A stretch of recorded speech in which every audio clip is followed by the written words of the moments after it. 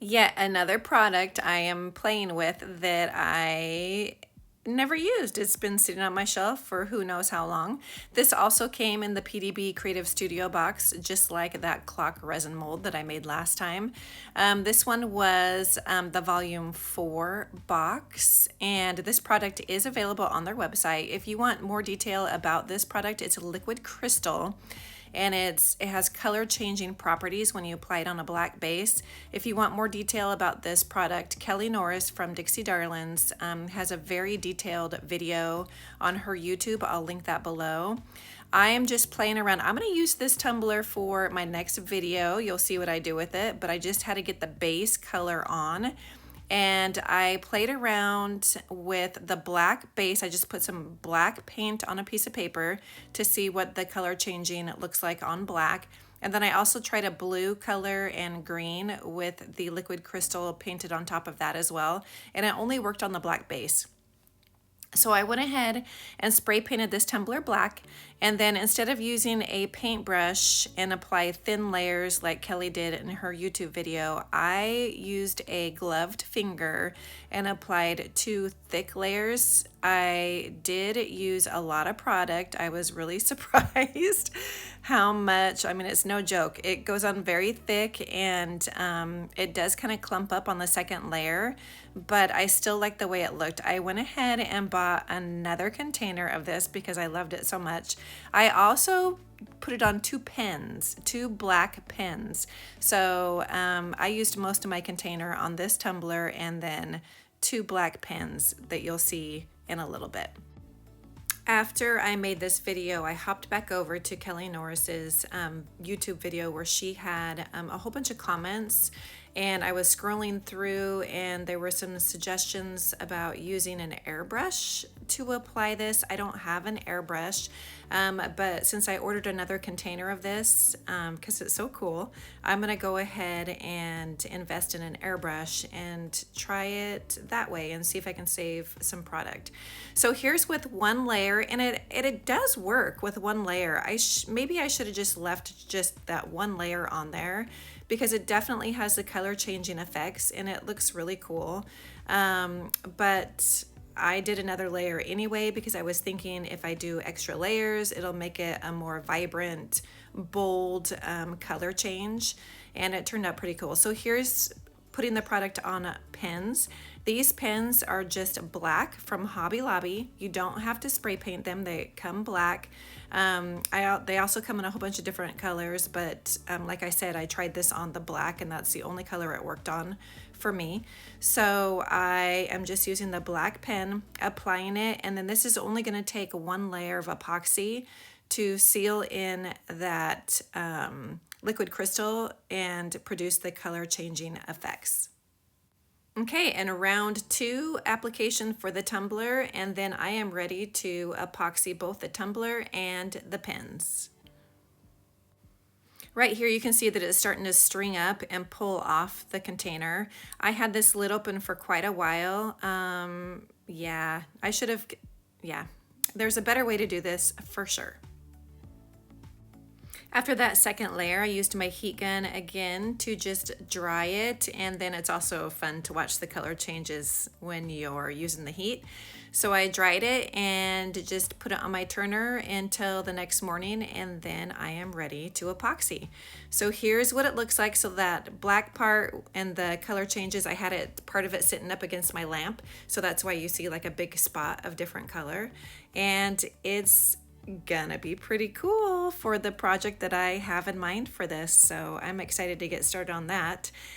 And here it is ready for the epoxy. I'm using a fast set, and fast set epoxy heats up pretty quickly, so that's why you can see that color shift start immediately as soon as I put the epoxy on. And then I'm popping the bubbles with my heat gun, and that's when you see the changes really start to happen. This tumbler doesn't have a bottom. It is a 20-ounce Strawbler from the Stainless Depot. So you have a twist-on bottom that has a straw that unfolds, stainless steel straw, and then you have the lid that goes on top. So you don't have to epoxy the bottom of these, which makes it pretty simple. After I epoxy the tumbler, I just take the excess and I'm just using my gloved finger to put a light coat on each of the pens, and then you just slip it into your turner. I have the insert, the foam insert actually has holes in it, 4 pens, so you just pop your pen right in the holes that are in the foam insert and you just let it dry. I am in the process of making a video with more detail about how to make pens. I'm using glitter for that video. That will be coming up here within the next week. Here's what it looks like after I've taken it off the turner. I've cleaned up the inside, I've sanded the top rim and the bottom, and used acetone to get that spray paint off, and I took it upstairs and I washed it with Dawn dish soap, and then I ran cold water over the top of it and it turned black with the cold water, which I thought it was going to be black with the hot water. So that was kind of cool. So now I'm applying the heat and then you're seeing the color shift again. So this is really a fun experiment. So I'm glad that I decided to dip my finger into that little jar and play around with it. So here I'm putting the guts back in my pens. You just want to make sure you remember how those go back together. If you have a good memory for that kind of thing and are mechanically inclined and know how to put things together, then you should be fine. The first time I made these pens, I did take a picture of how they went together just in case, you know, I forgot. But once you do it one time, you don't forget how they go back together. So I'm cleaning off the insides and I just have a little bit of residue in there from the epoxy. So I'm just scraping that out a little bit, and I only put 1 layer of epoxy on these pens. So there's not much gunk in there anyway. And I was really careful not to epoxy too much so that I couldn't get my pen off, and then you have issues scraping off the inside. So be really careful when you're epoxying these pens. So I am going to pop these back together so that little metal piece goes in first, and then the plastic piece, and then the spring goes on the tip of the pen where the ink side is, and then you twist on your tip. It's easy to figure out which end is for the tip and which end is for the clicky button, because the tip goes on the end that has a wider opening.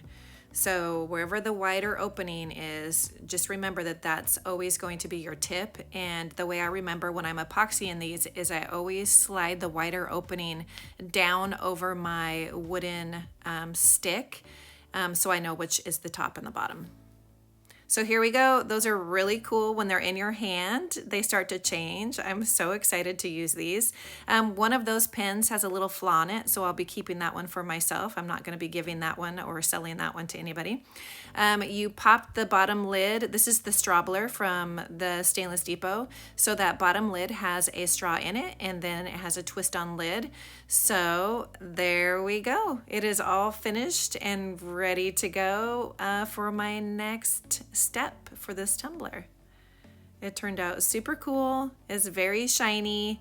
It's interesting to look at, and then I'm going to apply some heat and you'll be able to see what happens when I apply the heat to it. It changes, and I can't wait to take this out in the sun and see what happens in the sunshine, if we get sunshine today.